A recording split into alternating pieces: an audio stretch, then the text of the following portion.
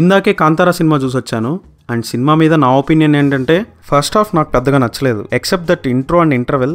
మిగిలిన సీన్స్ అన్నీ చాలా లాగ్ అనిపించాయి. అండ్ సినిమా ఎటు కదలట్లేదురా అనే ఫీలింగ్ వచ్చింది. కొన్ని సీన్స్కి అయితే నిద్రొచ్చినట్టు కూడా అనిపిస్తుంది.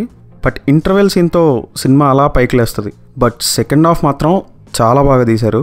ఎస్పెషలీ ఆ క్లైమాక్స్ అయితే పీక్స్ అంతే. క్లైమాక్స్లో వచ్చే సీక్వెన్సెస్ మనం అసలు ఎక్స్పెక్ట్ చేయం.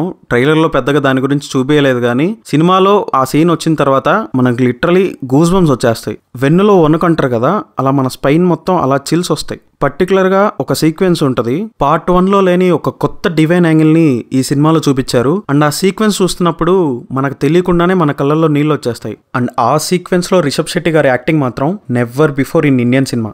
అసలు ఆ పర్ఫార్మెన్స్కి అయితే పూనకాలు వచ్చేస్తాయి. క్లైమాక్స్ చూసి బయటకు వచ్చిన తర్వాత అదో ట్రాన్స్లో ఉండిపోతాం. సో ఓవరాల్గా నాకైతే సినిమా బాగా నచ్చింది, కానీ ఫస్ట్ హాఫ్లో కొన్ని సీన్స్ వల్ల కొంచెం డిసప్పాయింట్మెంట్ అయితే ఉంది.